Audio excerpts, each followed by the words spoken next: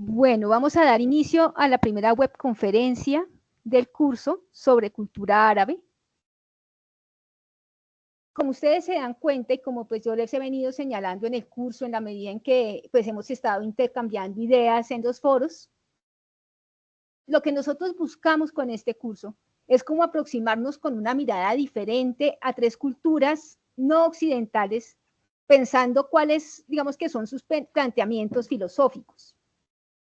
Como es un curso tan breve y pues obviamente la temática podría ser muy amplia, nosotros dividimos en 3 unidades el curso para abordar en cada unidad una cultura.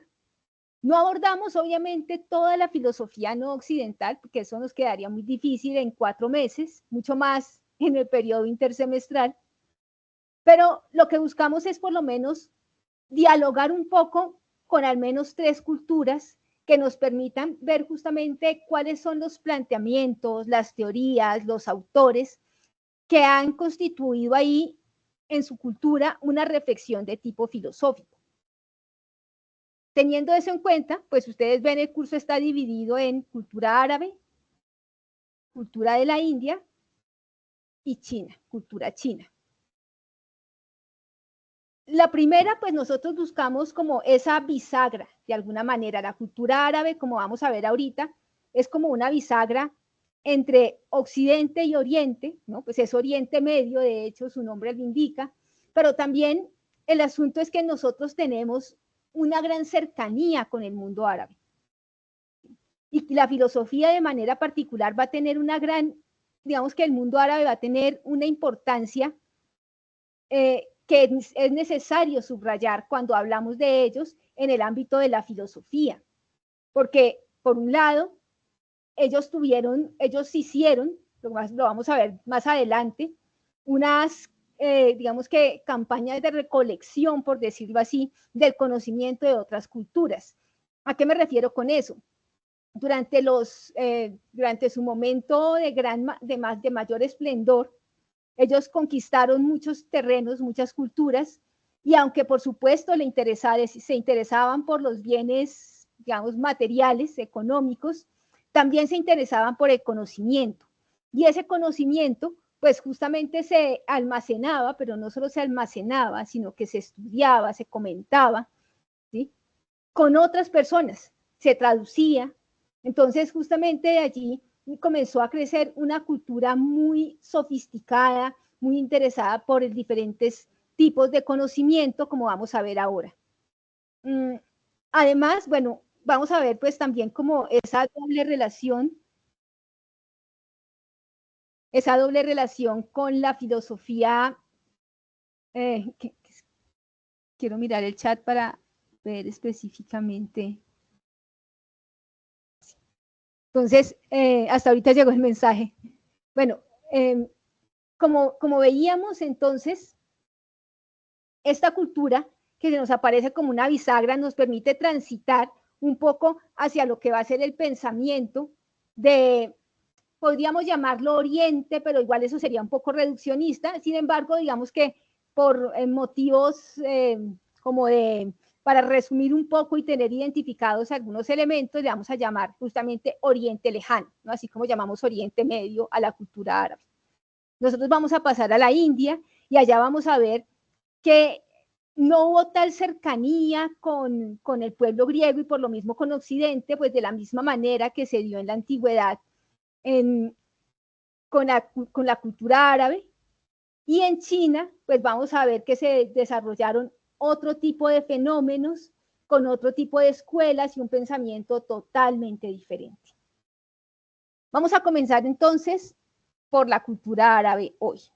Vamos a hablar de 3 elementos. Por un lado, vamos a pensar en un aspecto fundamental dentro de la cultura árabe que es el Islam.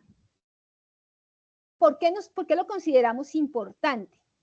No solo porque es pues, su religión mayoritaria, sino porque el Islam sirvió como factor de unión entre el pueblo árabe. O sea, antes de que apareciera el Islam como tal, solo teníamos grupos, clanes de beduinos que vivían en confrontación. Entonces, por eso el Islam va a ser muy importante para pesar la cultura árabe en general. Después vamos a hablar de manera específica de su filosofía, de algunos de los pensadores que ustedes van a tener, pues ustedes estarán leyendo ya para hacer sus RAE. Vamos a hablar un poco de ese tipo de ejercicio, qué implica hacer un RAE, dónde encuentran el formato. Y por último, vamos a hablar de algunos aspectos propios del mundo árabe contemporáneo, ¿sí? Como por ejemplo la relación con Occidente en este momento, la multiplicidad, digamos que la diversidad al interior del mundo árabe, y también, por supuesto, la cuestión de la mujer en el mundo árabe. Entonces vamos a abordar esos tres elementos. Vamos a comenzar, pues, como yo les decía, es importante comenzar por este aspecto que es de índole religiosa, pero que nos permite comprender justamente qué implica la configuración de un pueblo como tal, ¿sí? Nosotros sabemos que, pues, Mahoma, o sea, el pueblo árabe también es descendiente de Abraham, ¿sí? De Abraham descienden básicamente los tres pueblos que van a tener religiones monoteístas: el judaísmo, el cristianismo y el islam. Abraham es uno de los primeros profetas del judaísmo y él básicamente va a instaurar el monoteísmo, porque claro, nosotros conocemos un poco la historia de este profeta al cual Dios le promete una tierra, si tiene que liberar pues a su pueblo, le va a prometer una tierra justamente con una gran descendencia. ¿Y qué pasa? Nosotros vamos a ver que Isaac es un hombre mayor y su esposa, además de, pues no puede tener hijos. O sea, él por un lado es un hombre ya mayor, por otro lado su esposa, Sara, no puede tener hijos.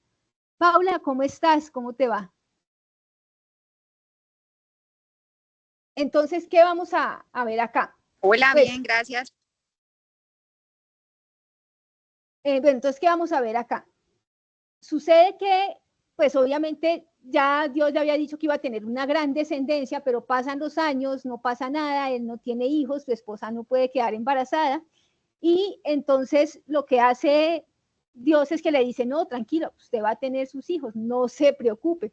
Pero Sara, un poco afanada por la situación, ¿sí?, decide que le va a dar a una de sus esclavas para que tenga hijos con ella, como una segunda esposa, ¿sí? Esta esclava es Agar, con la que va a tener a su primer hijo, que se llama Ismael.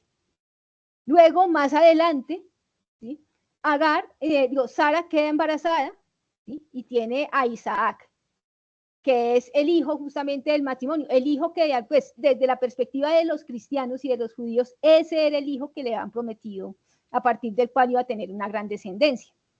Desde la perspectiva del mundo islámico, el primer hijo es Ismael, y él es el que va a dar una gran descendencia. Entonces, digamos que allí ya también comienzan un poco las diferentes versiones frente a esta historia, porque como ustedes se dan cuenta, y como lo decíamos al inicio, pues estas dos culturas van a estar íntimamente relacionadas. Bueno, ¿qué pasa con este personaje? Agar, pues es abandonada en el desierto, parece que tienen como, bueno, problemas de diferente índole, y Agar es abandonada en el desierto con su hijo. Sin embargo, su hijo no va a morir, o sea, podía haber muerto porque pues si nadie los cuida, si nadie ve por ellos, si ella es una mujer con un niño más bien adolescente, ¿sí?, pues obviamente necesitan de algún tipo de como ayuda, pues. Y su hijo, pues en el medio del desierto está clamando por agua porque tiene mucha sed.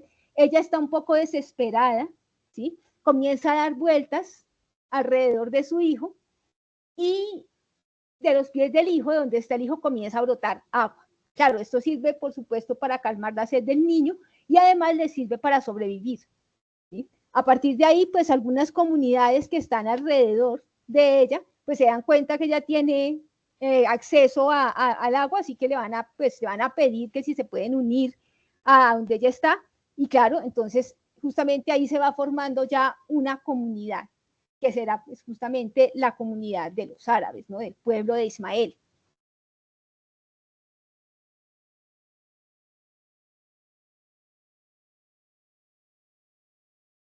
De Abraham, básicamente, Mahoma, que es, pues obviamente esto va a aparecer muchísimo tiempo después, porque estamos hablando de más o menos 6 siglos después de que ha nacido Cristo, han crucificado a Cristo, más o menos en el año 600, o sea, más o menos 6 siglos después, es que se produce todo esto de esto relacionado con Mahoma, relacionado con esta nueva religión monoteísta.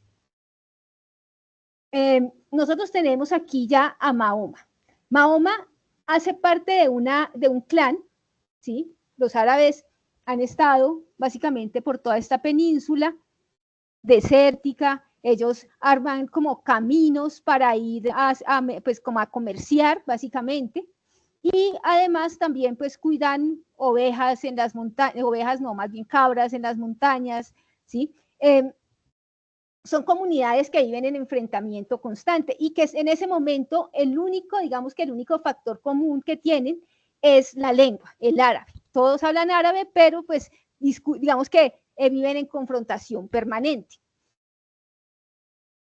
Mahoma nace aquí en la Meca, ¿sí? En el año 570 es el nacimiento de Mahoma. Vamos a ampliar un poquito acá porque ahorita vamos a ver, vamos a ver el mapa y un poco como lo que pasa con Mahoma y digamos que por qué su vida va a cambiar tanto, justamente por el asunto de la confrontación con la Meca. Para el momento en el que nace Mahoma, pues la Meca es un lugar importante, es el único lugar de tranquilidad, de paz, también por ello es el único lugar que progresa. Como allá están los ídolos de todos los clanes, ¿sí? En la Kaaba están los ídolos, pues entonces ellos tienen para ir a visitar a sus ídolos, pues obviamente tienen que llegar allá y no pueden discutir, pues no pueden enfrentarse, ¿sí? Digamos que eso es una cuestión que está prohibida en la Meca. Allí vamos a encontrar a Mahoma, ¿sí? Mahoma es un joven que por un lado, por un tiempo es mandado como a las montañas para que viva con beduinos, pero bueno, pues después ya está en la Meca trabajando como mercader, acompaña carruajes, acompaña, digamos que a las personas que hacen todos estos negocios y en esas vueltas pues conoce a una mujer con la cual se casa, una mujer que también tiene pues cierta riqueza, cierta posición, se casa con ella y ella va a ser su primera esposa, va a ser muy importante en la vida de Mahoma. Y Mahoma es un hombre que, a pesar de que digamos que ya tiene como cierta confianza con la gente, como que la gente lo quiere, lo busca para que los acompañe en sus vueltas pues, de mercader, pues para hacer, digamos que transitar por todo este desierto con sus mercancías. Pero además de eso, él es una persona a la que le gusta meditar. Si es una persona que le gusta también retirarse a las montañas, estar solo, pensar, ¿sí? En lo que está haciendo. Estando allí es cuando se le comienzan a aparecer las revelaciones, que es justamente el ángel Gabriel el que se le aparece. Si ustedes se dan cuenta, al ángel Gabriel lo vamos a ver también. Se le apareció a la Virgen para decirle que iba a tener al Hijo de Dios. También lo vamos a ver en el judaísmo como tal. El ángel Gabriel es un personaje muy importante en estas tres religiones. Y pues básicamente le va a decir que él es el elegido, ¿sí? Le va a decir a Mahoma que él es el elegido para llevar al pueblo, a su pueblo, por el camino pues de la verdadera religión, en donde solo hay un Dios. Entonces, claro, poner a este hombre, ¿sí? En el centro religioso de su cultura, pues de su, digamos que, de su mundo, donde todos son politeístas y todos tienen un Dios diferente y digamos que han llegado a acuerdos para tener paz y tranquilidad en el lugar en el que tienen su culto. Y el ángel le dice, no, es que usted viene con un único Dios, ¿sí? Y tiene que llevar a su pueblo por este camino. Pues obviamente comenzar a predicar este tipo de ideas le va a traer muchos problemas a Mahoma, ¿sí? Hay un momento, o sea, Mahoma, esta religión tiene algunos aspectos que llama la atención justamente por su parecido con el catolicismo, obviamente. Por ejemplo, es una religión que se va a fijar en los más necesitados, ¿sí? Por ello también va a tener a mucha gente después, digamos que relacionándose o convirtiéndose al Islam. Porque claro, para otros cultos donde si usted es pobre o rico, eso no importa, digamos que no hay una prescripción sobre lo que se debe hacer ante la pobreza del prójimo, ¿sí? Y la gente rica pues nunca va a tener ninguna responsabilidad moral con el otro. ¿Sí? Que haya una religión donde esto sí sea importante y donde se le diga a la gente que tiene que velar por los más necesitados, pues evidentemente va a causar un torbellino pues de reacciones en la Meca. Los mecanos pues comienzan como a sentir que Mahoma cada vez tiene un poco más de seguidores y que eso no es algo bueno. Entonces, ¿qué pasa? Mahoma, cuando los seguidores, digamos que se sienten como amenazados, de alguna manera sienten como que están en peligro, Mahoma comienza a mandarlos a otra ciudad, una ciudad que aquí no vemos, que queda un poco arriba, donde yo tengo esta manita más o menos, que se llamaba Yatrib, ¿sí? A partir de ahí se va a conocer como Medina. Es una ciudad donde pues digamos que Mahoma le dice a la gente pues que se siente muy como a los nuevos musulmanes que se sienten un poco en peligro, pues que se vayan para allá. Llega un momento en el que no solo otros se sienten en peligro, sino que la vida de Mahoma también está en peligro. Y él tiene que huir. Y obviamente huye y se va para esa ciudad. En esa ciudad todo es muy difícil, las confrontaciones son continuas, necesitan a una persona que de alguna manera logre dar estabilidad a la población, a la ciudad. Y entonces, como saben de la reputación que tiene Mahoma, entonces le piden a Mahoma que sea como el juez de la ciudad. Él acepta y dice, claro, digamos que yo tengo obviamente una religión, todo el mundo lo sabe y todo, pero yo no voy a obligar aquí a nadie a que se vuelva de mi religión. El que quiera, bienvenido, el que no, no importa. Pero para que yo acepte digamos que ese cargo de juez, todos tienen que prometer que así pertenezcan a cualquier otra religión. Si la ciudad está atacada, todos vamos a defender la ciudad, ¿sí? Sean cristianos, sean judíos, sean de otra religión, todos vamos a proteger la ciudad.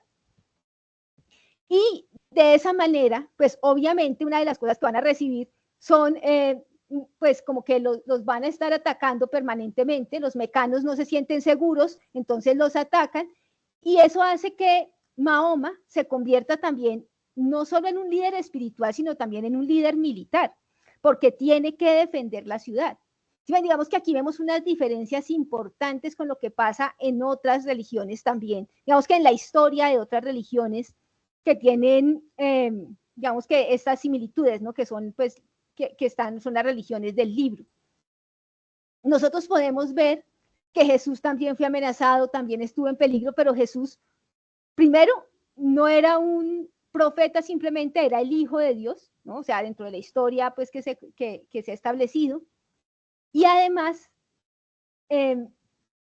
Jesús no va a tener que defender a una ciudad, ¿sí? O sea, como a un lugar de manera militar, Jesús no va a tener que hacer eso.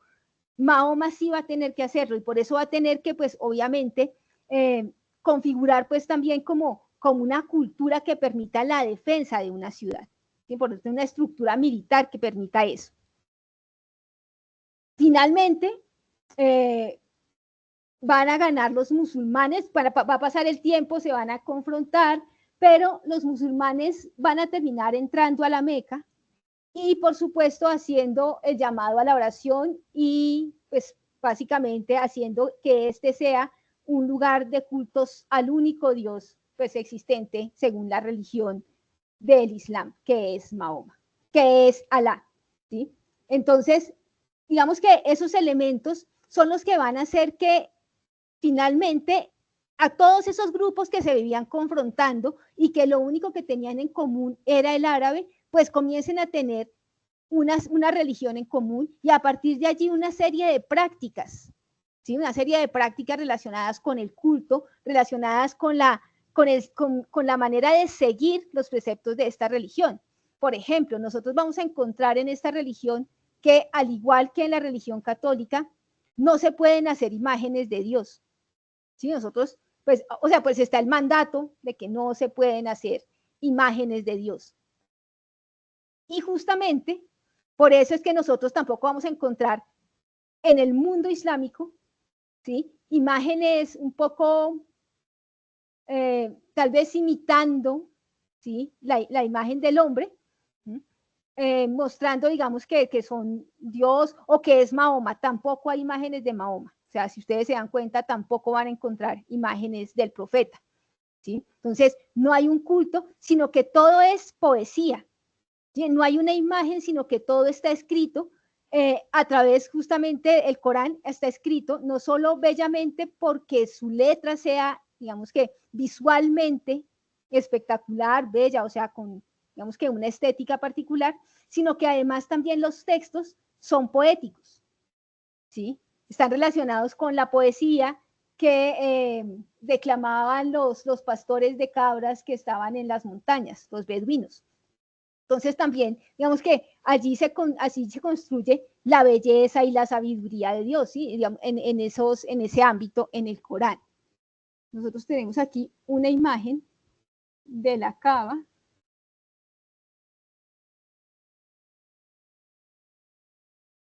Aquí ustedes tienen justamente la peregrinación. Esto es uno de estos días, obviamente antes del COVID, después pues comenzó a restringir bastante. La Kaaba es este cubo negro, ¿sí?, en el cual pues básicamente pues se configura como el lugar de culto más importante para la cultura islámica. Obviamente están las mezquitas, ¿no?, que de hecho, si ustedes vieron la conferencia, esa es una conferencia que nos hizo un imán de una mezquita llamado Yamit Sánchez, junto con una abogada musulmana que se llama Amira Sánchez. La Kaaba queda en la Meca, allí estaban los dioses que adoraban las diversas tribus, y por ser un lugar sagrado, pues básicamente la violencia, como decíamos, estaba abolida. Los mecanos vivían en un peregrinaje con fines religiosos y de comercio. Miren, aquí hay una cuestión importante, y es que, en principio, se supone que todo musulmán debe ir al menos una vez en su vida a la Meca. Amira, en un momento cuando se le hace esa pregunta, ya dice, bueno, pues no, pues obviamente, pues no se puede, si no se puede, si en toda su vida no puede ir a la Meca, pues un musulmán no por eso será castigado, ¿no? Pero pues en principio sí es un lugar al que se debería ir. Y dan vueltas alrededor de la Meca de manera similar a las vueltas que dio Agar cuando su hijo estaba así en peligro casi de morir de sed y comenzó a brotar agua del desierto. Sí. Y con el Corán, pues obviamente nosotros aquí podemos ver un poco una imagen, ¿sí?, donde encontramos pues también, digamos que la belleza, no podemos, por lo menos yo, no sé árabe, ¿sí?, no podría hablar del texto como tal en su interior, en su sentido lingüístico, pero visualmente, pues evidentemente es hermoso, ¿no? La letra, como que con esa estética, pues tan particular que ellos tienen para realizar, para su caligrafía. Entonces, conforme fueron creciendo el número de seguidores, obviamente tomaron un nombre, y además miren que esta religión suma fieles permanentemente, ¿sí? Es una de las religiones que más crece, y hay un fenómeno que es muy interesante relacionado con el Islam, y es lo que sucede con algunas comunidades afrodescendientes en Estados Unidos, que se convierten justamente al Islam. Y tenemos personas muy importantes en la historia de Estados Unidos, como Muhammad Ali o Malcolm X, ¿no?, que se habían convertido al Islam. Ellos se convirtieron al Islam. Y así tenemos obviamente muchas, digamos que una gran comunidad de personas afrodescendientes que se convirtieron al Islam, un poco por digamos que por todo el racismo y todo lo que padecían en su propio país, ¿no?, en Estados Unidos. Entonces, bueno, ellos fueron encontrando en otro culto, en otra religión, algo que de alguna manera pues les daba a ellos como, o causa, ellos podían sentirse mucho más identificados a partir de esta religión. Aquí tenemos una cuestión con el Islam, con el Corán. En principio, como ustedes pueden ver, bueno, tiene 114 versos, pero luego aparecieron 4 más, que se les llamaron los sunas. Esta parte divide a la población islámica en su interior, ¿sí? Lo vamos a ver un poco acá.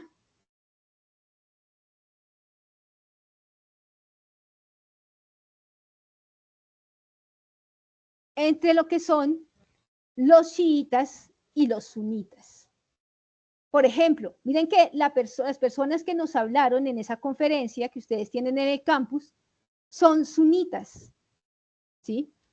Los chiitas, en principio, justamente por la idea que tienen de que la única descendencia propia, pues, de Mahoma es su familia, ¿sí? Y pues la familia de Mahoma, de hecho, fue asesinada después de la muerte de Mahoma, de poco tiempo, su familia, toda su descendencia fue asesinada. Ellos dicen que básicamente son los únicos versos que había dejado Mahoma, son los únicos que existen, ¿sí? Y tienen una tendencia a ser fundamentalistas. Los sunitas creen que pues básicamente los otros 4 versos son importantes, los sunas, y que están dados justamente a los 4 califas, como 4 reyes que van a configurar, digamos que 4 estados, por decirlo así, ¿sí? Con esta comunidad. Entonces, claro, nosotros vamos a ver ya aquí una división importante al interior. Y esa división, pues obviamente nosotros vamos a ver que se va a mantener en la historia, pero eso no quiere decir que al momento de tomar decisiones importantes el pueblo árabe no se ha unido, porque así como Occidente tiene instituciones supranacionales, ¿sí? Que de alguna manera defienden los valores que ha considerado Occidente que son importantes para el mundo, ¿no? La democracia, los derechos humanos. ¿Sí?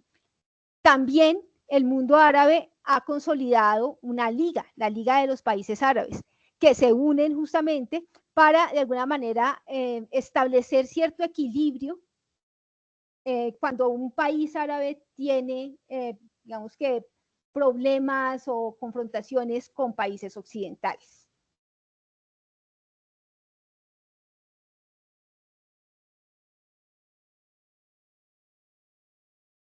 Bueno, retomando, cuando Mahoma, bueno, Mahoma muere, pero miren que después de que él logra de alguna manera unir a su pueblo a través de la religión, solo 2 siglos después, el pueblo árabe se ha convertido en un imperio. ¿Sí ven? O sea, justamente cuando logran de alguna manera apaciguar sus ánimos, ya no están en esa confrontación permanente, es que logran pues también un mayor desarrollo, ¿sí? Y para el año 622, año primero del mundo islámico de esta religión, se extendió rápidamente y solo 2 siglos después de la muerte de Mahoma, el imperio se extendía desde España hasta China. Entonces, claro, 2 siglos después, pensemos en la época, ¿no? Estamos allí en plena Edad Media, pues obviamente 2 siglos después no es mucho tiempo para lograr semejante desarrollo. Sobre todo pensando que todo lo que ha pasado antes, si todo ese tiempo que había pasado antes no lo habían logrado. La construcción del imperio dinamiza todo el comercio, obviamente, y comienza justamente un proceso de urbanización. Y comienzan a establecerse ciudades. Para eso, digamos que aquí hay unas cuestiones muy importantes porque ellos van a comenzar a pensar, a transformar la arquitectura, ¿sí? A pensar cómo deben ser, digamos que planeados ciertos edificios, ciertos lugares, como por ejemplo los hospitales, ¿sí? Ellos son los que van a comenzar a decir, miren, si tenemos enfermos con diferentes padecimientos, entonces es mejor que los tengamos separados, sino que los tengamos todos unidos en un mismo lugar, porque pues así se hacen más débiles, se debilitan más. En cambio, si los separamos por los síntomas que tienen, por las enfermedades que tienen, pues es posible que se logren recuperar. Y si ustedes se dan cuenta, eso es lo que tenemos ahora en los hospitales, ¿no? Los hospitales, pues solo urgencias es un lugar donde llega todo el mundo, pero pues obviamente está dividido que pediatría, ginecología, las enfermedades cardíacas, bueno, toda esta parte se va a tratar en otro lado y así sucesivamente, ¿sí? Ellos hicieron grandes avances en el campo de la medicina, de la óptica. Yo les había puesto algunas cápsulas en este grupo de Teams. Una de ellas hablaba acerca del bisturí, ¿sí? Y de cómo, por ejemplo, en el ámbito de la medicina, que fue tan relevante para ellos, ellos, por ejemplo, hicieron eso, la posibilidad de comenzar a cortar los cuerpos de una manera más precisa, ¿sí? Para intervenirlos justamente con el bisturí. Y obviamente sus primeros ensayos fueron con cuerpos que ya, pues, de gente que ya había fallecido, y eso les permitía también, evidentemente, experimentar más. Esta es una de las cosas que va a ser diferente con el mundo de los griegos y que van a, de alguna manera, van a cuestionar los filósofos árabes frente a los filósofos griegos, y es la cuestión de la experimentación. ¿Sí ven? Ellos van a experimentar en diferentes ámbitos. De hecho, ellos van a hacer operaciones oculares, ¿sí? Van a hacer operaciones para quitar, ¿cómo son esas como telitas? Bueno, como unos velitos que se hacían ahí sobre el ojo, y ellos los operaban. Entonces tenían que tener unas cuchillas muy finas, o sea, tienen que hacer unos instrumentos a partir de los cuales o con los cuales pudieran intervenir algo tan delicado como los ojos. Entonces, obviamente, el desarrollo que ellos lograron fue en diferentes ámbitos. En la música también, pues ellos crean el laúd, que es algo parecido a una guitarra, ¿sí? Entonces, pero tiene 3 cuerdas, creo que el laúd solo tiene 3 cuerdas. Ellos van a hacer esto, ellos van a hacer este tipo de, digamos que de avances, van a interesarse por ser un poco más sofisticados también. O sea, ellos, por ejemplo, cuando comienzan a migrar, ¿sí? Siyab es un músico que migra a Córdoba, que migra creo que de Bagdad a Córdoba, y es un personaje que cuando llega ya deslumbra, porque es elegante, es uno de los que se viste para diferentes ocasiones de manera diferente. ¿Sí ven? Comienza como con esa idea de que no podemos ir a todos los lugares vestidos de la misma forma, sino que se tiene que resaltar en nuestro atuendo, de alguna manera, la importancia del lugar en el que estamos, ¿sí? Come con cubiertos, algo que no pasa en Córdoba, no es habitual que la gente coma así. Entonces, claro, hay unas ciertas maneras, ¿sí? Que están muy relacionadas con todo lo que ellos hacían, ¿no? Con lo que leían, con lo que investigaban, con el mundo que estaban construyendo.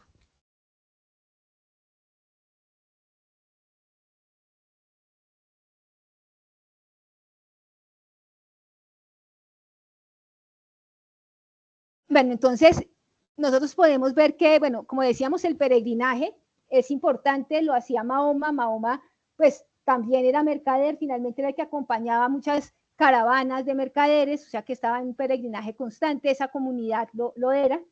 Y evidentemente, estas ciudades, en la medida en que se fueron enriqueciendo gracias al comercio y gracias a la posibilidad de conquistar otros pueblos, pues tenían la posibilidad también justamente de construir unas ciudades más grandes, comenzar a construir mezquitas, comenzar a construir también más casas de la cultura, ¿sí? Donde pues obviamente iban a funcionar, pues iban a funcionar básicamente lo que hoy conocemos como algo similar a unas universidades, centros de investigación, de traducción, etcétera.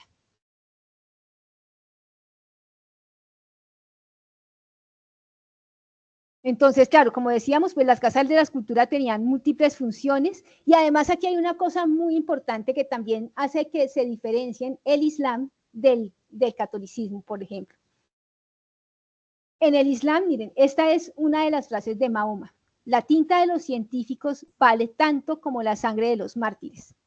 Para ellos el conocimiento es importante, ¿sí? Para Mahoma el conocimiento es importante, y de hecho, una de las cosas en las que Mahoma pensó, o digamos que hacía parte justamente de lo que él predicaba, era que las mujeres tenían que educarse tanto como los hombres. O sea, no solo los hombres eran como personas que deberían ser o deberían educarse en, sino que también las mujeres deberían hacerlo, porque pues también deberían tener acceso al conocimiento. y el conocimiento era importante, y por eso se comienzan a construir esas casas de la cultura, porque a ellos les interesa eso. Cuando invaden, como yo les decía al inicio, cuando conquistan otros pueblos, ellos no solo traen el botín económico, sino también el botín intelectual. Uno de los más importantes botines, que también llegó a nuestra cultura, afortunadamente, fue el de los números arábigos, lo que nosotros conocemos como los números arábigos, que son los que utilizamos normalmente. Realmente son números que aparecen en la India, que se crean en la India, pero cuando ellos invadieron a los indios, pues una de las cosas que tomaron fueron los números. En la medida en que estos números son mucho más fáciles de usar y de operar con ellos que los números romanos, pues también fueron tomados, pues, por supuesto, por los occidentales. Entonces, justamente nosotros tenemos esos números porque hicieron ese trayecto de la India al mundo árabe y del mundo árabe a Occidente. Cuando pensamos en la filosofía, ustedes, bueno, esta parte tiene que ver un poco con lo que ustedes van a tener que hacer para esta actividad, que es hacer un RAE, ¿sí? El RAE, yo aquí tengo, bueno, no, pues es que no puedo compartir pantalla porque me salgo, pero ustedes pueden ver en el foro que yo les puse también un mensaje con un video sobre cómo llenar el RAE, y ahí está el formato RAE. También lo encuentran en el mensaje inicial del foro, es el mismo formato. El RAE es un formato a partir del cual ustedes hacen un análisis del texto. RAE es resumen analítico especializado, ¿sí? ¿Y qué es lo que tienen que hacer en esta ocasión? Ustedes tienen el texto de Gálvez, que habla específicamente en las páginas en las que están, porque a veces cambian de páginas y terminan hablando de filósofos cristianos o de filósofos judíos. No, en las páginas que se describen específicamente allí, ustedes van a encontrar a Al-Kindi, Al-Farabi, Avicena, Maimónides, que son de los más importantes o de los más relevantes filósofos árabes de la época, ¿sí? ¿Qué es lo que ustedes tienen que hacer? Leer ese capítulo bien. Ustedes escogen el autor, leen muy bien ese capítulo y con ese capítulo hacen el RAE. Tienen que básicamente identificar cosas, ¿no? Hacer un resumen muy breve y después identificar, bueno, cuáles son las palabras clave, también cuál es la pregunta, cuál es lo que se propone el autor, que básicamente pues es descriptivo porque ese texto es una historia. Además de eso, pues entonces le van a pedir que identifique los argumentos del texto donde hablan justamente de Al-Kindi, de Al-Farabi, bueno, pues del autor que ustedes hayan elegido, ¿sí? Y yo quiero que se centren en los aspectos filosóficos, porque claro, el texto da mucha información, pero pues básicamente está dividido en dos, como la mitad es información biográfica y la otra mitad del texto en cada biografía pues es una descripción intelectual del autor, ¿no? Entonces habla de filosofía, habla de su relación con los autores griegos, ¿sí? Habla de cómo se desarrolla su obra. Eso es como lo que yo quiero que ustedes tengan más en cuenta en este caso. Entonces, claro, nosotros tenemos en primer lugar a Al-Kindi. Al-Kindi es neoplatónico. Él leyó justamente, por ejemplo, autores como Plotino. Aquí nosotros vamos a encontrar una cosa en los tres, pues por ejemplo, en estos tres que vamos a ver, Al-Kindi, Al-Farabi y Maimónides, bueno, también obviamente en Avicena, pero en estos tres vamos a encontrar algo, y es que ellos tienen, digamos que un poco como la misma función que van a tener los neoplatónicos con el judaísmo, y una función similar a la que podemos ver en San Agustín con el cristianismo. ¿Cuál es esa función? Digamos que porque esos filósofos han sido tan importantes, tan relevantes en la filosofía antigua, en la filosofía medieval y en la filosofía medieval.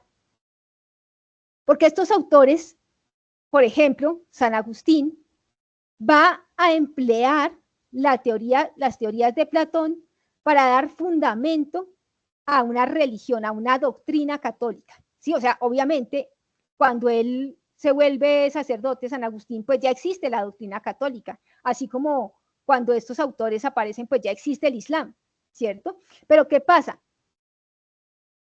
La doctrina católica, digamos que el catolicismo que está viviendo San Agustín es bastante complejo, no es como un catolicismo unificado, ¿sí? No, más bien hay como sectas católicas, sectas de grupos creyentes en Jesús, ¿sí? Están los pelagiarios, están los maniqueístas, de hecho San Agustín fue durante un tiempo maniqueísta, aunque ellos no creían en Jesús, ellos creían en otras cosas, pero entonces van a encontrar justamente ese tipo de sectas. Y de alguna manera, ¿cuál es la que va a perdurar en el tiempo? Pues el catolicismo, ¿cierto? ¿Y cuál es ese catolicismo? Pues de alguna manera ese que está casi que reconfigurado, no fundado, pero sí reconfigurado en los textos de San Agustín, quien le da justamente a través de Platón un fundamento más sólido a la religión, explica cosas que son muy difíciles de entender para la sociedad en la que él vive. Algo similar vamos a encontrar en estos autores, Al-Kindi, Al-Farabi, Maimónides. Bueno, con Maimónides tenemos una cuestión particular de la cual vamos a hablar ahora, pero bueno, sí, Avicena. ¿Por qué?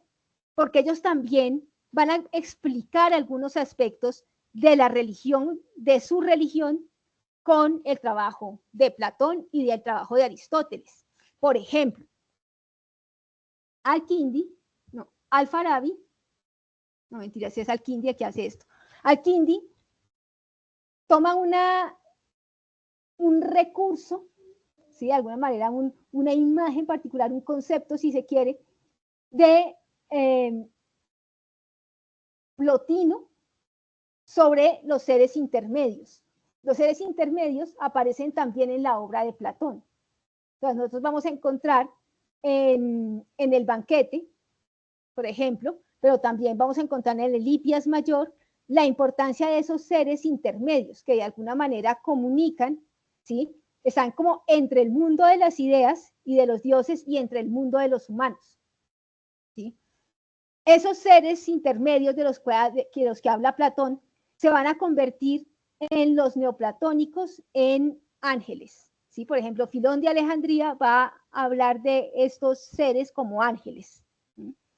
Y en Al-Kindi también van a estar, si no les van a dar ese título de ángeles, también ustedes se van a dar cuenta, por lo que van a leer de Gálvez, que hay una figura, ¿sí?, intermedia que comunica a los seres imperfectos que somos los humanos con, pues, con digamos que la entidad más importante de su religión, que es Alá. Entonces, si ustedes se dan cuenta, claro, aquí la filosofía va a entrar a explicar, ¿sí?, conceptualmente cosas que son un poco difíciles de entender en una religión. Tenemos que pensar, sí, Luis, ¿quieres señalar algo? No, Cuando quieran hablar. Sí. Ah, bueno. Igual pueden levantar la mano o hablar o preguntar cuando quieran.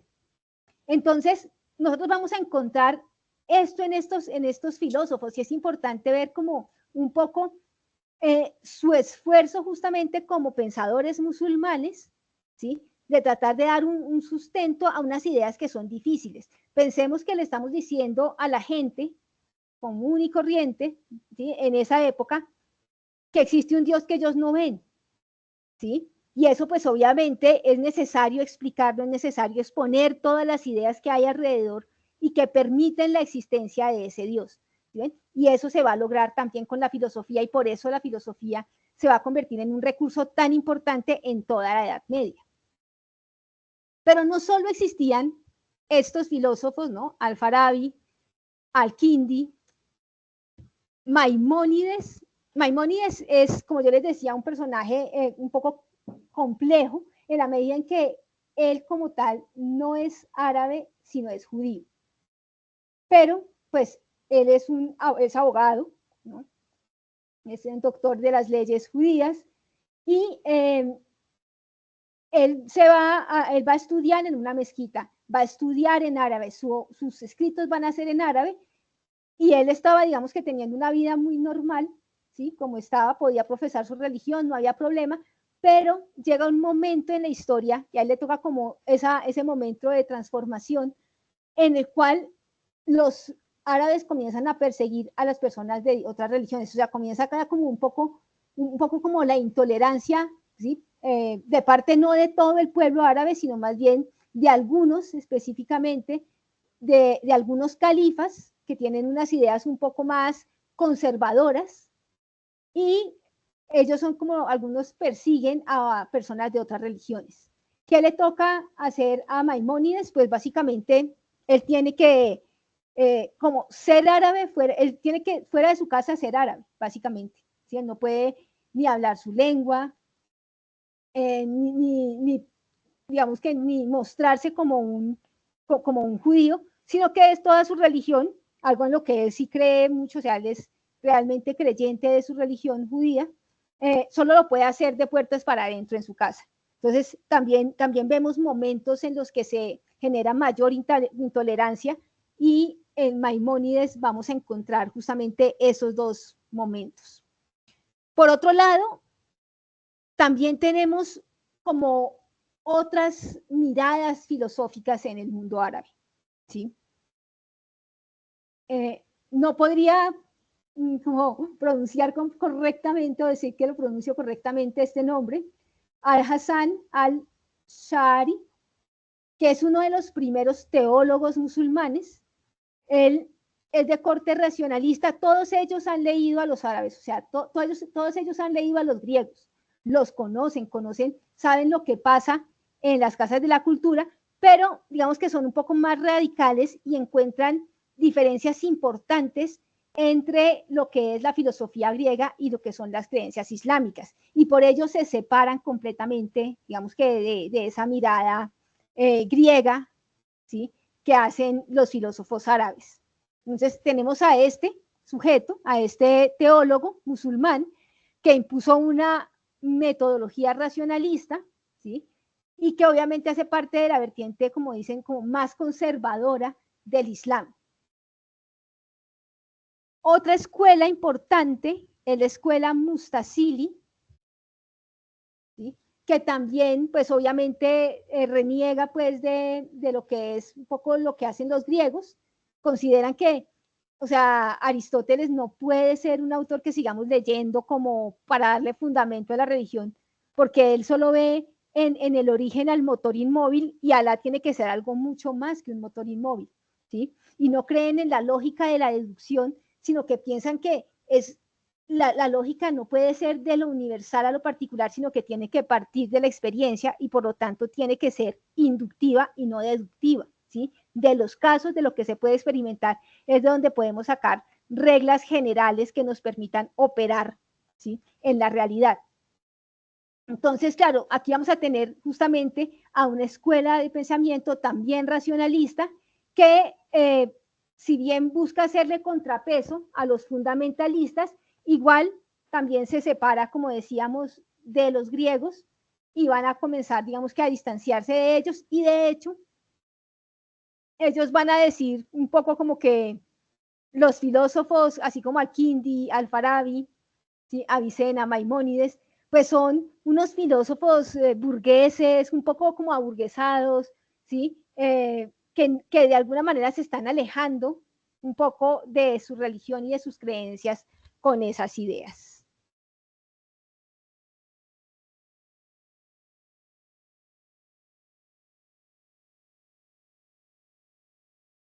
Cuando nosotros pensamos la relación entre Oriente, ¿sí?, entre el mundo árabe y Occidente, entonces vamos a encontrar, pues obviamente, momentos de fraternidad, momentos en los que, digamos, que se ha vivido en paz, y obviamente también hemos encontrado momentos de gran convulsión, ¿sí? Y de hecho, en el presente estamos viviendo uno de esos momentos, ¿no?, entre Occidente y los países árabes.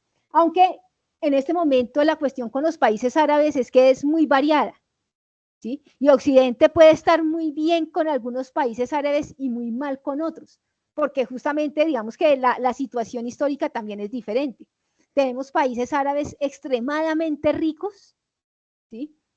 Que se están o que están apropiando muchas tradiciones occidentales, por ejemplo, lo vimos con los Emiratos Árabes y bueno, países muy, muy ricos, pero que además también, por ejemplo, se apropian eventos que son importantes para Occidente como el Mundial de Fútbol. Entonces, digamos que ahí encontramos cuestiones diferentes, pero también encontramos países muy pobres, como Yemen, por ejemplo, ¿sí? Que es un país árabe, pero que también, pero que tiene muchas carencias económicas, o algunos países del norte de África. Bueno, hubo momentos entonces así muy difíciles, y uno de esos momentos es en el año 756, no, en el año 1009, ¿sí? ¿Por qué? En ese año, el rey o el califa Al-Hakim destruyó una iglesia importante para los católicos, ¿no? Pues en territorio sagrado, en Tierra Santa. Ustedes saben que finalmente el territorio también es el territorio en el que convergen las tres religiones, o sea que en ese mismo territorio es muy convulsionado porque está el centro religioso pues, de tres tradiciones bastante diferentes y complejas y complicadas al mismo tiempo. Entonces, claro, en ese momento, ¿qué pasa? Ellos destruyen una iglesia católica y el Papa, que en ese momento era Urbano II, le pide apoyo a los reinos católicos que hay en Europa para enviar, pues, básicamente ejércitos y destruir a los árabes que están haciendo esto en Tierra Santa. Entonces, obviamente, es un problema religioso de gran densidad. Y obviamente vamos a ver que la cuestión de la tierra va a estar permanentemente en discusión allí. Nosotros lo vemos pues obviamente en diferentes momentos de la historia, ¿no? Cuando después de la Segunda Guerra Mundial los aliados hacen que el pueblo judío pueda instaurar su estado en Palestina, donde ya estaban pues todos los palestinos y estaba todo un pueblo árabe y comienza digamos que toda esta tragedia de los problemas entre unos y otros, las confrontaciones, los campos de refugiados, las masacres como la de Sabra y Shatila, que es muy compleja porque es una masacre que realizan los católicos, la falange católica, la falange cristiana, pero que es apoyada por el ejército judío y obviamente es en contra un campo, pues es en contra de un campo de refugiados palestinos, árabes, ¿no? Entonces encontramos situaciones muy complejas hasta el presente en el mundo árabe por la tierra. Podemos decir entonces que entre el siglo XV y el siglo XVI, bueno, se produjo un cambio importante en toda la época, ¿no? Finalmente ahí es cuando se comienza y se desarrolla lo que va a ser en Occidente el Renacimiento, y lo que van a decir los árabes es que ese Renacimiento, que es esa salida de alguna manera de esas ideas o ese fundamento tan importante que es Dios en la historia de Occidente en ese momento, pues se va a haber cuestionado justamente porque llega la razón y todo esto, y lo que los árabes dicen es que eso es más un producto de todo el impulso que ha dado la sociedad árabe desde España, llega casi hasta Italia o a Francia, y que por eso mismo pues el gran renacimiento europeo es obra más bien de los árabes. Esto pues obviamente transforma totalmente a Europa, ¿sí? Se generan una serie de movimientos que son los movimientos de las traducciones, porque entonces, claro, ya se han traducido, ya se han hecho traducciones del griego, del arameo, ¿sí? Y de otras lenguas al árabe, y ahora pues se van a comenzar las traducciones del árabe al latín. ¿sí? Se van a hacer pues obviamente entre personas como monjes, abades, que están en Occidente y pues obviamente aliados de algunos árabes.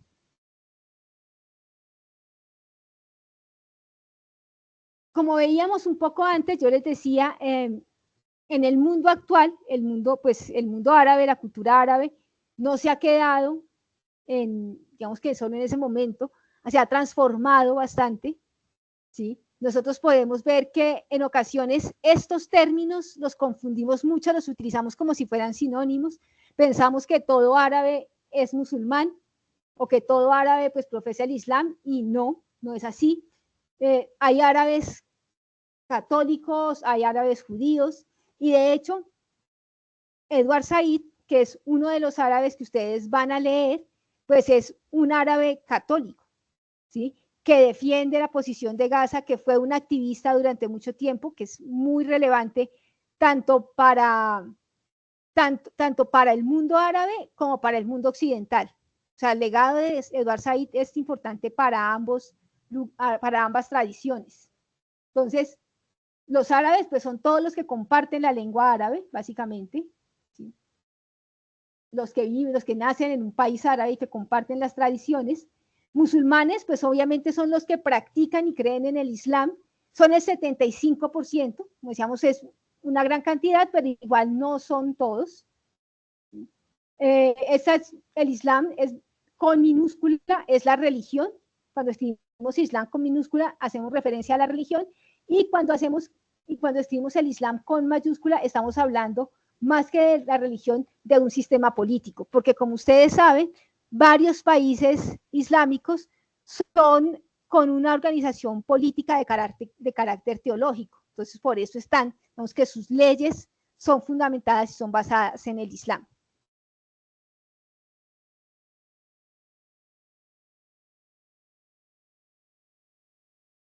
Con las mujeres, como yo les había señalado antes, nosotros tenemos que las mujeres en el mundo musulmán pues tienen un papel bastante importante. Ellas son las que dan como la descendencia, ¿no? También pasa lo mismo en la religión judía, son las mujeres las que dan la descendencia. Es decir, un niño es judío si tiene una madre judía, no, si tiene un padre judío. Entonces, obviamente en estas religiones es muy importante la descendencia y por eso las mujeres, pues cuando se casan, ¿sí? Tienen que permanecer con su esposo. Bueno, hay una serie de relaciones digamos que de sentidos que van a tener sus atuendos, que son además diferentes. Ahorita vamos a ver algunos de ellos. Para el papel y las condiciones de la mujer en el mundo islámico no son homogéneas, ¿sí? Cuando inicia el mundo islámico, encontramos que lo que busca Mahoma es digamos que hacer que las mujeres sean menos vulnerables.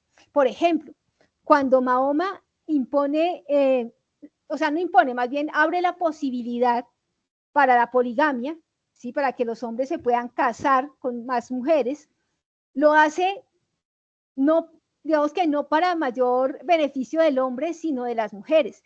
¿Por qué? Porque él dice, claro, cuando una mujer queda viuda, entonces también se empobrece, porque ya no va a tener un hombre que la respalde y ese tipo de cosas. Y en una sociedad que antes no permitía que las mujeres, digamos que negociaran, no era, digamos que algo que se viera siempre, entonces eso iba a empobrecer más a las mujeres que quedaban desprotegidas. Entonces, ¿sí ve? Él dice por eso, si otro hombre se puede casar con ella, pues la puede proteger. También lo que yo les decía antes, que era importante, por ejemplo, la educación. Para él es importante que tanto los niños como las niñas, los hombres y las mujeres, se educaran, ¿sí? Se acercaran al conocimiento. También quitó, por ejemplo, el matrimonio forzado. Las mujeres tenían que también querer, pues, casarse con la persona que se había seleccionado para ellas. Podían heredar. De hecho, Jadilla, que fue la primera esposa y que fue tan importante en la vida de Mahoma, era una mujer que, digamos que tenía autonomía económica. Sí, de hecho era una mujer rica que se casa con un hombre que no es tan rico, porque pues Mahoma era pues un comerciante, ni siquiera un comerciante, era una persona que acompañaba paseos, digamos que esas carrozas de los comerciantes. Entonces, claro, él sabe de la importancia también de que las mujeres puedan tener sus propios recursos económicos y por eso también pueden justamente heredar, pueden hacer transacciones. ¿Ven? Entonces, nosotros podemos ver que en principio el Islam no busca de alguna manera limitar a las mujeres. Otra cosa es lo que ha ido pasando después. Ustedes se dan cuenta que lo podemos ver también en el catolicismo. En ningún momento Jesús habría querido que las mujeres fueran castigadas, ¿sí? Por el adulterio o ese tipo de cosas de la manera en que se hacía. Obviamente no, ¿cierto? Otra cosa es que se haya pensado que eso se podía hacer y que las mujeres adúlteras tenían que llevar una letra y mostrar que eran adúlteras y todo eso. Digamos que eso ya pasa en relación con la manera en que se van desarrollando, ¿sí? Las religiones y se van generando prácticas específicas de control de la población. Y una de esas prácticas, y varias de esas prácticas las vamos a ver en el Islam, con las mujeres en algunos grupos y en algunas épocas. Pensemos, por ejemplo, que en Irán, en 1960, las mujeres se vestían como cualquier otra mujer, como las mujeres europeas de la época. Si no tenían que llevar velos, no tenían que llevar ningún atuendo especial, eran, digamos, un poco más, tenían, digamos que, mayor libertad, por decirlo así, ¿sí? Pero en ese momento estamos en plena Guerra Fría. ¿Y qué pasa en la Guerra Fría? Que en esos territorios de influencia, ¿sí? Por ejemplo, en el caso de Reino Unido, pues tiene como territorios de influencia algunos países árabes, Estados Unidos tiene bastantes territorios de influencia en América Latina, pues ellos van a cuidar esos territorios de influencia para que no entre el comunismo, ¿cierto? Entonces, claro, como comienzan a ver que el comunismo y los textos que vienen de Rusia y las prácticas y discursos políticos comienzan a llegar a esos países, pues entonces lo que hace Reino Unido específicamente es apoyar a un gobierno fundamentalista. Y en ese momento, pues el gobierno que llega es el que comienza a imponer una serie de cambios y entonces se prohíben las fiestas y las mujeres tienen que andar con los velos. ¿Sí? Ellos son los que imponen eso, pero si ustedes se dan cuenta, si bien es la religión la que lo impone, esa religión ganó ese puesto justamente porque Occidente los ayudó para evitar que pues la amenaza para ellos era el comunismo, para evitar esa amenaza en un territorio de influencia occidental.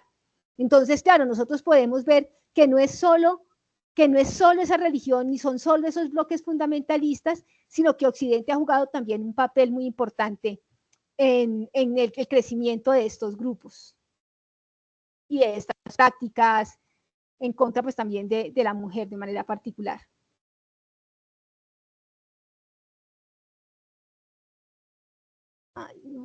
Bueno, aquí vamos a ver así el velo.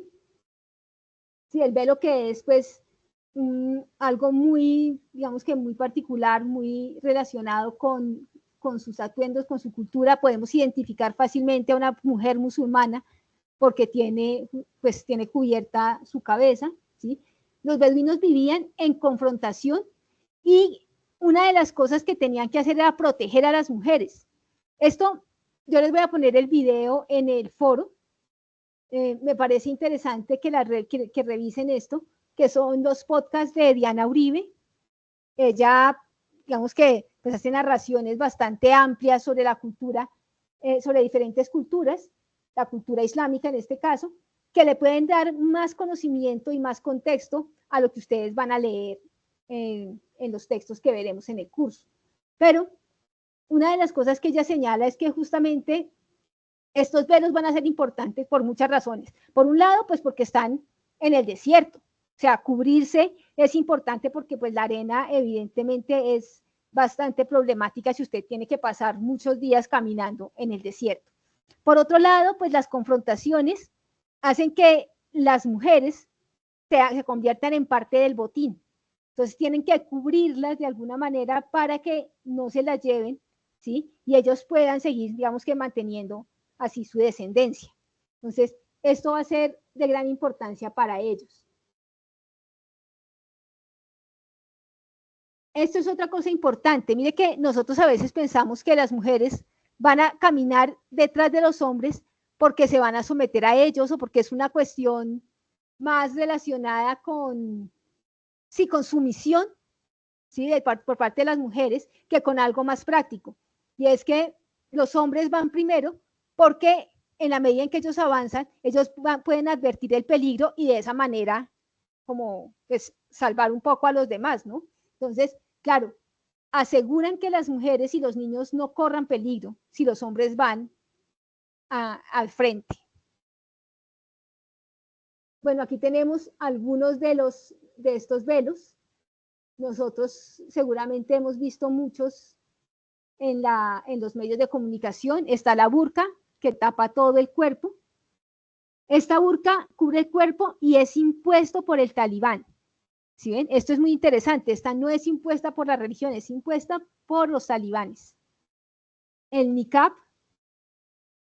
que es un atuendo negro que cubre el cuerpo y la cara. El hijab, que es este que encontramos aquí entre los grises, no cubre el rostro y está asociado al Islam. Sí, ese es el que está asociado al Islam. Y aquí tenemos el chador, que también es oscuro, ustedes lo pueden ver acá, y que lo usan las mujeres chiitas. Como recordábamos en la exposición, los chiitas son esa rama un poco más fundamentalista que no cree en los sunas ni en los califas, ¿sí? Y que creía que la única descendencia era la que venía directamente de la familia de Mahoma. Bueno, este es el último texto, es el último tema que nosotros vamos a ver, que es el de orientalismo. Yo quisiera hacer más bien una webconferencia dedicada a este tema, ¿sí? O un video dedicado a este tema. Aquí solo lo voy a introducir brevemente, porque pues es algo bastante amplio como para reducirlo en los pocos minutos que nos quedan. Ranajit Guha, que es indio, ¿sí? Es uno de los primeros teóricos postcoloniales importantes. Estos teóricos, ¿qué van a hacer? Van a comenzar a cuestionar un poco ese poder que tiene Occidente sobre otras naciones que fueron colonias, ¿sí? Y justamente van a pensar esto desde la manera en que construyen al otro, no solo económicamente, sino cómo la construyen discursivamente, cómo la construyen como su papel en la historia, ¿sí? Entonces critica la noción de la nación y del Estado, sin tener justamente, que no tienen en cuenta que fueron una colonia y que básicamente eso va a marcar a cualquier Estado, ¿sí? Eso debe ser parte importante de la construcción de su sujeto, como digamos que relacionado con un Estado, con una nación. Desconocer eso sería desconocer la mitad pues, de la historia de un pueblo. Edward Said, en Orientalismo, hace lo siguiente: el autor va a analizar obras literarias, él es crítico literario. Bueno, Edward Said, brevemente, lo señalo acá, nace en Palestina, él ve justamente la ocupación de Israel a Palestina, ve cómo parte de su familia se queda de un día para otro sin nada, ellos viajan a Egipto, su familia va a Egipto, y luego se van para Estados Unidos. Allá pues comienza a estudiar, ¿sí? Pero él siempre, digamos que va a mantener un interés por lo que sucede en Gaza específicamente, pues en Palestina, ¿sí? Y él ve que, pues básicamente, cuando comienza ya a estudiar la cuestión en diferentes cuestiones literarias en Estados Unidos, comienza a dar cuenta de unos aspectos importantes dentro de la academia norteamericana, pero no solo la norteamericana, también la europea, pero en la norteamericana se ve mucho. Hay una serie de departamentos, por ejemplo, sobre estudios en español, lenguas árabes, lenguas orientales, ¿sí? Entonces, como especializados en el otro, ¿sí? Departamentos que se especializan en la cultura de otros. Entonces, él dice que, en cierta medida, ese interés académico por la cultura de otros se ha configurado, ¿sí? Para definirlos, ¿sí? Para definirlos y para crear una imagen particular de ellos que no cuestiona toda la historia que ellos han tenido y cómo han llegado a hacer eso, digamos, a tener una particular representación en la academia. Y él comienza a ver, ¿sí?, que, por ejemplo, en las novelas, de manera específica, en novelas escritas durante el siglo XIX, XVIII y XIX, en Francia y en Reino Unido, la imagen de los árabes siempre va a estar asociada a la guerra. O sea, los hombres árabes siempre van a ser bélicos, siempre van a ser amenazantes, siempre van a ser hombres dispuestos para la guerra, ¿sí? Las mujeres árabes van a tener otro estereotipo, son sensuales, pero son pasivas, ¿sí? El mundo árabe va a estar entre la guerra y el misterio, y siempre se va a configurar como esa imagen. Y él va a analizar cómo esa imagen, de alguna manera, contiene una serie de formas de identificación del mundo árabe que se construyen durante el periodo colonial. Y él muestra cómo, de manera concreta, en el siglo XIX, cuando Napoleón conquista Egipto, lo que va a hacer es que va a mandar no tanto a la gente, a los guerreros, pues a traerse todas las riquezas que puedan de Egipto y llevárselas para Francia, sino más bien va a mandar intelectuales que puedan explicar, sí, que puedan dar cuenta de o construir conocimiento alrededor de la cultura árabe. Ahora, ¿qué pasa con esos intelectuales? Dice el autor que cuando llegan, ellos no van a hacer lo que les pide Napoleón, sino que ellos lo que van es hacer como a ratificar sus ideas. O sea, ellos llegan con unas ideas de que los árabes son así, y entonces estando allí lo que dicen, sí, mire, hacen esto, yo tenía razón, ¿sí? Es un poco como más bien como a ratificar sus prejuicios, ¿sí? Entonces vamos a ver un poco esa manera en que se va construyendo esa imagen y cómo esa imagen se va manteniendo no solo en el discurso, pues en el discurso político o en el discurso de confrontación o algo así, sino que va a estar presente en los productos culturales, ¿sí? Como en los cuadros de Delacroix. Hay varios cuadros de Delacroix con motivos árabes y siempre vamos a ver hombres que buscan justamente pelea o que van siempre como a buscar de alguna manera, sí, confrontaciones. Novelas en las que aparecen mujeres árabes también siempre siendo sumisas, novelas como las de Flaubert, ¿sí? Siempre siendo sumisas, donde otros son los que hablan por ellas no tienen voz. Entonces, eso es lo que él va a mostrar, cómo esas ideas se han vuelto casi como verdades incuestionables porque han durado mucho tiempo justamente transitando en ámbitos de la cultura que por lo general no se cuestionan, como la literatura. Entonces, él va a mostrar un poco esa relación con la cultura y la manera de comprender las identidades de estos pueblos. Esta parte es la que ustedes tienen que desarrollar en el foro. Es muy importante que hagan la parte del foro. Básicamente, el RAE vale la mitad de los puntos y el foro vale la otra mitad de los puntos. Entonces, por eso es muy importante que se haga de esa manera. Bueno, el nacimiento, bueno, tenemos a Edward Said, que nace en Jerusalén. La formación de Said, pues, es en Estados Unidos. Su aporte teórico tal vez más relevante es justamente este concepto de orientalismo. Y bueno, este intelectual palestino tiene muchos reconocimientos, el Premio Príncipe de Asturias, era miembro, porque ya murió, del Foro Nacional, del Foro de Sabios de la UNESCO, miembro de la Real Sociedad y miembro de la Sociedad Americana de Filosofía. Como veíamos, pues esta es una de las imágenes sobre las que él va a hablar, ¿sí? De las imágenes que él va a encontrar justamente en la literatura. Y pues a partir de allí va a configurar como una idea de lo que sucede con el mundo árabe. Bueno, pues esta es la bibliografía utilizada. Y este es el final de la webconferencia.